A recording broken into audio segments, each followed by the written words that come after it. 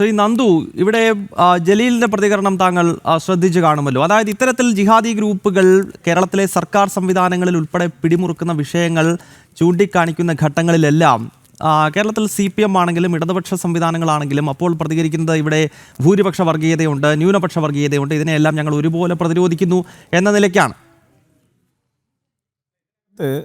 ശ്രീ ജലീൽ സംസാരിക്കുമ്പോൾ ഞാനതിനെ വളരെ സശ്രദ്ധം കേൾക്കുകയായിരുന്നു. എന്തായിരുന്നു അദ്ദേഹത്തിൻ്റെ പാർട്ടി അല്ലെങ്കിൽ അദ്ദേഹത്തിൻ്റെ മുന്നണിയുടെ നിലപാട് എന്നറിയാൻ സ്വാഭാവികമായും കേരളത്തിലെ എല്ലാ ജനങ്ങളും ആകാംക്ഷയോടെ ഇരിക്കുന്ന സമയത്താണ് അദ്ദേഹം സംസാരിക്കുന്നത്. പക്ഷേ അദ്ദേഹത്തിനോട് എനിക്ക് തോന്നിയത്, താങ്കളൊരു ചോദ്യം ചോദിക്കുന്നു, ആ ചോദ്യവുമായി പുലബന്ധമില്ലാത്ത ചില ഉത്തരങ്ങൾ പറഞ്ഞുകൊണ്ട് എങ്ങനെയെങ്കിലും മുഖം രക്ഷിച്ചെടുക്കാൻ വേണ്ടിയിട്ടുള്ളൊരു തത്രപ്പാടാണ് അദ്ദേഹം നടത്തിയത്.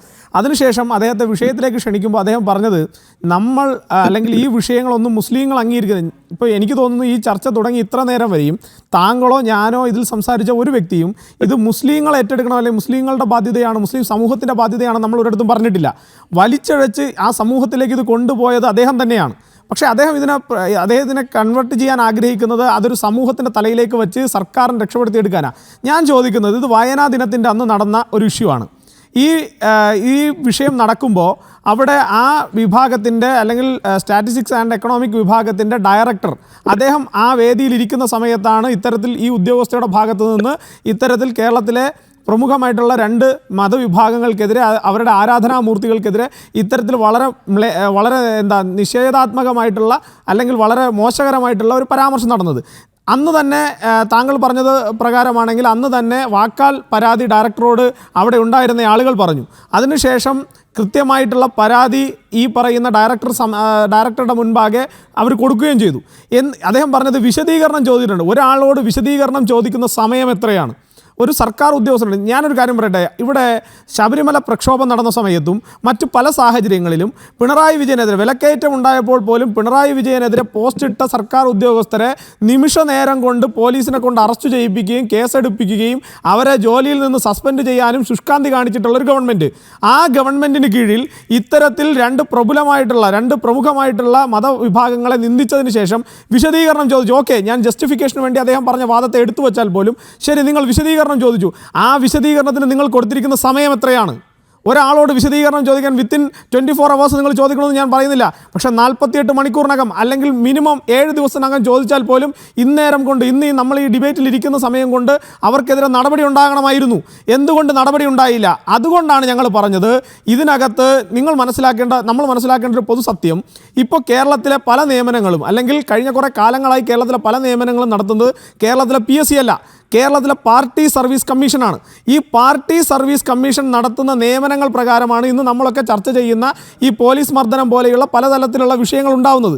ഇവിടെ ജിഹാദി പ്രവർത്തനങ്ങൾക്ക് നേതൃത്വം കൊടുക്കുന്ന പച്ച വെളിച്ചം പോലെയുള്ള താങ്കൾ നേരത്തെ ഇൻട്രൊഡക്ഷനിൽ പറഞ്ഞിട്ടുള്ള കാര്യങ്ങളൊക്കെ സംഭവിക്കാൻ പാകത്തിന് ഇവിടെ കേരളത്തിനകത്ത് ജിഹാദികൾക്ക് സ്വൈരവിഹാരം നടത്താൻ, അമിതാധികാരം കൊണ്ടുപോകാൻ അവരെ എല്ലാ തരത്തിലും സംരക്ഷിച്ചു പിടിക്കുന്ന ഒരു ഗവൺമെൻറ് ആയിട്ടാണ് കേരളത്തിലെ പിണറായി വിജയൻ സർക്കാർ മാറിയിരിക്കുന്നത്. ഒരു ഉദാഹരണമല്ല, 100 കണക്കിന് ഉദാഹരണങ്ങളുണ്ട്. ചില പോലീസ് ഉദ്യോഗസ്ഥന്മാരെ NIA അറസ്റ്റ് ചെയ്യുന്നു. എന്തിനാ അറസ്റ്റ് ചെയ്തത്?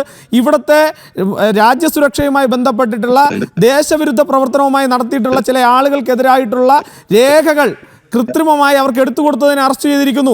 കുറ്റകരമായിട്ടുള്ള നടപടികൾ ഇവിടുത്തെ ഭീകരവാദ സംഘടനകളെ സഹായിച്ചതിൻ്റെ പേരിൽ, പച്ച വെളിച്ചം പോലെയുള്ള വാട്സപ്പ് ഗ്രൂപ്പുകൾ വഴി ഈ രാഷ്ട്രത്തിനെതിരായിട്ട് പ്രവർത്തിച്ചതിൻ്റെ പേരിൽ ഇത്തരം ആളുകളൊക്കെ ഇന്നും സേനയ്ക്കകത്ത് ഞെളിഞ്ഞു നിൽക്കുന്നുണ്ടെങ്കിൽ അതിൻ്റെ കാരണക്കാരൻ ഈ പറയുന്ന പിണറായി വിജയൻ മാത്രമാണ്, ഈ പറയുന്ന CPM മാത്രമാണ്. അത് പറയുമ്പോൾ ഇങ്ങനെ ജലീലിന് നൊന്നിട്ട് കാര്യമില്ല. കാരണം ഒരു ഭൂരിപക്ഷ സമുദായത്തെ നിങ്ങൾക്ക് എന്ത് പറഞ്ഞും അധിക്ഷേപിക്കാം, എന്ത് പൊറാട്ട് നാടകവും നിങ്ങൾക്ക് ഈ പറയുന്ന സാധാരണപ്പെട്ട ഈ പറയുന്ന ഭൂരിപക്ഷ സമുദായത്തിൻ്റെ മേളിലേക്ക് നിങ്ങൾക്ക് കുതിര കയറാം. ഇപ്പോൾ ശബരിമല സീസൺ ആണല്ലോ, ശബരിമലയിൽ നട തുറന്നിരിക്കുക. ശബരിമലയുടെ പീഠത്തെക്കുറിച്ച് ചോദിച്ചാൽ നിങ്ങൾക്ക് ഉത്തരവുണ്ടോ? ശബരിമലയിൽ നടന്നിട്ടുള്ള ആചാര ലംഘനത്തിന് നിങ്ങൾ അനുകൂലിക്കുന്നുണ്ടോ എന്ന് ചോദിച്ചാൽ നിങ്ങൾക്ക് മറുപടിയുണ്ടോ? അന്ന് സാധാരണപ്പെട്ട അയ്യപ്പ ഭക്തർക്കെതിരെ ഞാൻ ചോദിക്കട്ടെ, ഇവിടെ മറ്റു പല മുദ്രാവാക്യങ്ങളും വിളിച്ച് മറ്റു പല രീതിയിലുള്ള ഇത്തരത്തിലുള്ള കോമരങ്ങളെയൊക്കെ നിങ്ങൾ സംരക്ഷിച്ച് പിടിക്കുന്നുണ്ടല്ലോ, വിശദീകരണം ചോദിക്കുന്നുണ്ടല്ലോ. 2 കൈയും കൂപ്പി റോഡിലിറങ്ങി നിന്ന് ഈ പറയുന്ന സ്വാമിയെ ശരണമയ്യപ്പ എന്ന് വിളിച്ച സാധാരണ അമ്മമാർക്കെതിരെ എത്ര കേസാ പിണറായി വിജയൻ സഖാവിൻ്റെ പോലീസ് എടുത്തത്? അപ്പോൾ അതിനൊക്കെ നിങ്ങൾക്ക് ശുഷ്കാന്തി ഉണ്ടായിരുന്നു, ഇമീഡിയറ്റ് ആയിട്ട് നിങ്ങൾ തീരുമാനങ്ങൾ എടുത്തു. പക്ഷേ എന്തുകൊണ്ട് ഇത്തരത്തിലുള്ള ആളുകളെ, ഇത്തരത്തിൽ ജിഹാദി മനസ്സോടുകൂടി കേരളത്തിനകത്തെ ഭരണ സംവിധാനങ്ങൾക്കകത്ത് നുഴഞ്ഞു കയറിയിട്ടുള്ള ആളുകളെ, അവരുടെ ദ്രംഷ്ട നിറഞ്ഞ പല്ലുകൾ ഇത്തരത്തിൽ വെളിവായി വന്നിട്ട് പോലും അവർക്കെതിരെ നടപടിയെടുക്കാൻ എന്തുകൊണ്ടാണ് പിണറായി വിജയൻ ഭയക്കുന്നത്? അപ്പോൾ പിണറായി വിജയന് കൃത്യമായൊരു അജണ്ടയുണ്ട്. അത് വോട്ട് ബാങ്ക് പൊളിറ്റിക്സ് ആണ്.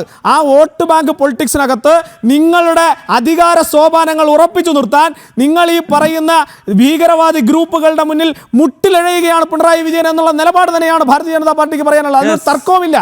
അതുകൊണ്ടാണ് നിങ്ങൾ ഇത്തരത്തിലുള്ള ഉദ്യോഗസ്ഥന്മാരെ സംരക്ഷിച്ചു പിടിക്കുന്നത്. ഇത്തരത്തിലുള്ള ഉദ്യോഗസ്ഥന്മാർക്കെതിരെ നടപടിയെടുക്കാൻ പറയുമ്പോൾ നിങ്ങൾക്ക് മുട്ടിടിക്കുന്നത്.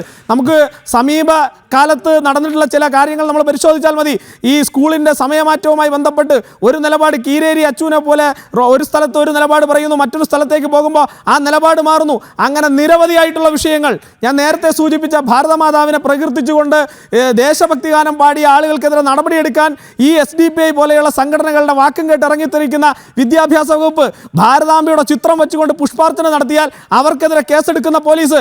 പക്ഷെ അവർക്കെല്ലാം എതിരെ ത്വരിതഗതിയിൽ കേസെടുക്കുന്ന പോലീസിന് എന്തുകൊണ്ടാണ് ഇത്തരത്തിൽ ശ്രീകൃഷ്ണനെയും യേശു ഭഗവാനെയും പറയുമ്പോൾ പൊള്ളാത്തത് എന്ന ചോദ്യം, ആ ചോദ്യം കേരളത്തിലെ പൊതുസമൂഹം ചോദിച്ചുകൊണ്ടേയിരിക്കും. പിണറായി വിജയൻ മറുപടി പറയുന്നത് വരെ ആ ചോദ്യം കേരളത്തിലെ പൊതുസമൂഹം ചോദിക്കുക തന്നെ ചെയ്യും. അങ്ങനെ ഭീഷണിപ്പെടുത്തുകയൊന്നും വേണ്ട.